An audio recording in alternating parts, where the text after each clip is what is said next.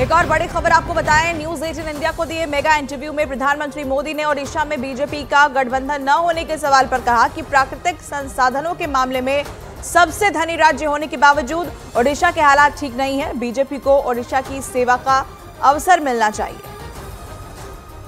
ओडिशा को कैसे देखते हैं? ओडिशा में आपने जो है बीजेडी का साथ छोड़ा।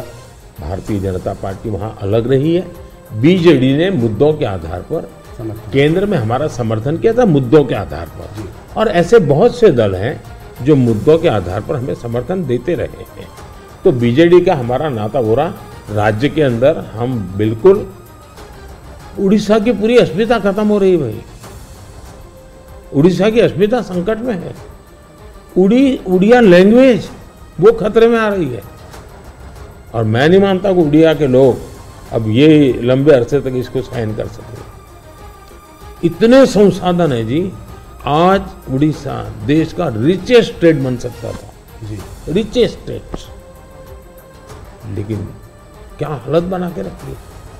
तो अब उड़ीसा के सामान्य मानवी के अंदर एस्पिरेशन है जी। और मुझे लगता है कि हमें सेवा का मौका मिलना चाहिए।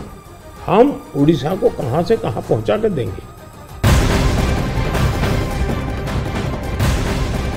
प्रधानमंत्री मोदी ने कर्नाटक में कांग्रेस के हालात पर जमकर निशाना साधा। न्यूज 18 इंडिया को दिए मेगा इंटरव्यू में पीएम ने कहा कि आज कर्नाटक की जनता अपनी गलती पर पश्चाताप कर रही है। वहीं सीएम की कुर्सी को लेकर भी अब तक खींचतान वहां मची हुई है। कर्नाटक में हमारा समर्थन कम नहीं हुआ है। कर्नाटक में कई लोग खुद को सीएम मानते हैं, प्रधानमंत्री ने कहा।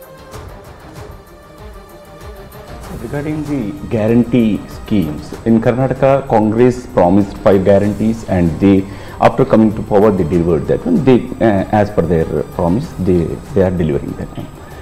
Now, whereas in BJP is more. In the last election, you lost there. Only 66 seats you were able to win there. BJP able to win there. Now again, Yediyurappa जी का लीडरशिप और उसका बेटा का लीडरशिप में ज़्यादा फोकस हो रहा है। इसका वजह से थोड़ा सा बीजेपी के अंदर भी कुछ लोग नाराज भी है उधर। वो एक्चुअली आपका मन में कर्नाटक में अभी बीजेपी कितना सीट जीत सकते हैं, क्या है? नंबर 1, कर्नाटका की जनता पश्चाताप कर रही है कि हमने इतनी बड़ी गलती कर दी, इनको बिठा दिया। तो जन समर्थन हमारा कम नहीं हुआ है, जन समर्थन हमारा बढ़ा है। लेकिन इन्होंने इतने ही कम समय में सीएम कौन, अभी भी वो बात सेटल नहीं हुई है। शपथ हुआ है सीएम का, लेकिन सेटल नहीं हुआ। अपने आप को सीएम मानने वाले लोग बहुत है उसमें। अब कानून व्यवस्था देखिए, चरमरा गई है, बम ब्लास्ट हो रहे हैं, हत्याएं हो रही हैं, आर्थिक स्थिति पूरी तरह कंगालियत की स्थिति में है। तो वादे तो बड़े बड़े कर दिए उन्होंने, और फिर टैग लगाए, ऐसा होगा तो ये मिलेगा, वैसा होगा तो नहीं मिलेगा। मतलब आप जनता के साथ धोखा भी कर रहे हो। जब हमने कहा कि भाई हम इन लोगों को आयुष्मान कार्ड देंगे, मतलब देंगे, फिर इफ्स एंड बट लगा करके उसमें बेईमानी नहीं करनी चाहिए। अभी जब हमने कहा कि हम 70 साल से ऊपर के किसी भी वर्ग के व्यक्ति होंगे, इनको आयुष्मान कार्ड देंगे, मतलब देंगे। आप में ये हिम्मत होनी चाहिए। उन्होंने किसानों की जो योजना थी वो रद्द कर दी, किसान सम्मान निधि। कोई कारण नहीं है इस प्रकार से करने का। अब आप कोई सोच सकता है, जब बेंगलुरु दुनिया में हमारा बहुत बड़ा देश की इज्जत बढ़ाने में बेंगलुरु का बहुत बड़ा रोल है। दुनिया में जब जाते हैं ना, तो बेंगलुरु कहते ही ऐसा लगता है वो जैसा परिचित है। टेक हब के रूप में जाना जाता था, आपने देखते ही देखते इसको टैंकर हब बना दिया। और टैंकर में भी माफियाशाही चल रही है, पानी के लिए लोग तरस रहे हैं। अगर ये जो हालत उन्होंने कर दी है, अब युवाओं की स्कॉलरशिप आपने संख्या भी कर दी, अमाउंट भी कम कर दी। यानी एक के बाद एक आपने ऐसे नेगेटिव काम किए हैं। जिन मुद्दों को लेकर के वोट मांगा, उन मुद्दों को आप वोट दे नहीं पा रहे हैं। अच्छा, डेप्यूटी सीएम वो अपने भाई के लिए वोट मांग रहे हैं और वो खुद सीएम बन सके इसलिए सब खेल खेल रहे हैं। वो सीएम से हटे इसके लिए भी खेल खेले जा रहे हैं। जहां तक भारतीय जनता पार्टी का सवाल है, हम टीम स्पिरिट से काम करने वाले लोग हैं। भले मेरी टीम ने मोदी को आगे किया, लेकिन मेरी पूरी टीम काम कर रही है जी। उसी प्रकार से येडियुरप्पा जी हमारे वरिष्ठ नेता हैं, लेकिन काम पूरी टीम कर रही है और टीम मेहनत करती है, लोगों को विश्वास भी है और हम आगे बढ़ रहे हैं। प्रधानमंत्री मोदी के इंटरव्यू पर बीजेपी ने कहा कि पीएम ने कांग्रेस के मैनिफेस्टो का सच सामने लाने का काम किया है, तो दूसरी तरफ आरजेडी ने कहा कि पीएम कांग्रेस के मैनिफेस्टो की चिंता न करें।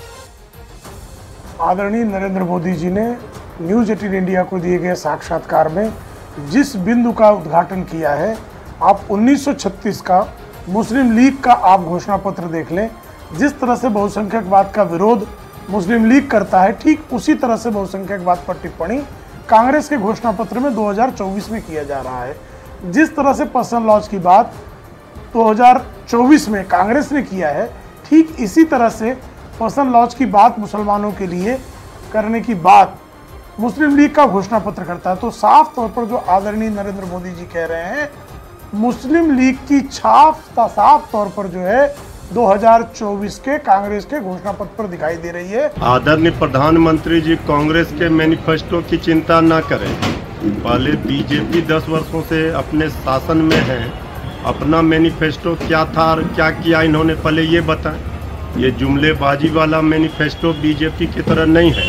ये कांग्रेस के मैनिफेस्टो में जो वादा है वो पूरा होगा, ये बात स्पष्ट है। देश की जनता जानना चाहती है कि आदरणीय प्रधानमंत्री जी ने जो जो वादा किया वो पूरा क्यों नहीं हुआ। इस पर वो जवाब नहीं दे रहे हैं, कांग्रेस का मैनिफेस्टो ढूंढ रहे हैं। सोशल मीडिया पर गृह मंत्री अमित शाह का एक एडिटेड वीडियो वायरल होने पर दिल्ली पुलिस ने एफआईआर दर्ज की है। इस मामले में पुलिस को बीजेपी और गृह मंत्रालय की तरफ से 2 शिकायतें मिली थी, जिसके बाद पुलिस ने एक्स और फेसबुक को लेटर लिखकर दोनों सोशल मीडिया प्लेटफॉर्म से पूछा है कि एडिटेड वीडियो किस अकाउंट से पोस्ट किया गया है। सूत्रों का कहना है कि इस वीडियो के पीछे के लोगों तक पहुंचने के लिए पुलिस देश भर में धरपकड़ भी शुरू कर सकती है। अमित शाह की एक रैली के इस वीडियो में इस तरह से काट-छांट की गई है जिससे ऐसा लगे कि वो देश में आरक्षण खत्म करने की हिमायत कर रहे हैं, जबकि उन्होंने ऐसी कोई बात नहीं कही थी। और वहीं बीजेपी नेता अमित मालवीय ने आरोप लगाया कि तेलंगाना कांग्रेस ने अमित शाह का ये फर्जी वीडियो फैलाया, जबकि असलियत में वो सिर्फ धर्म के आधार पर मुसलमानों को दिए आरक्षण को हटाने की बात कह रहे थे। अमित मालवीय की तरफ से ये पोस्ट किया गया है जिसमें बड़ा आरोप जो है उन्होंने तेलंगाना कांग्रेस पर लगाया।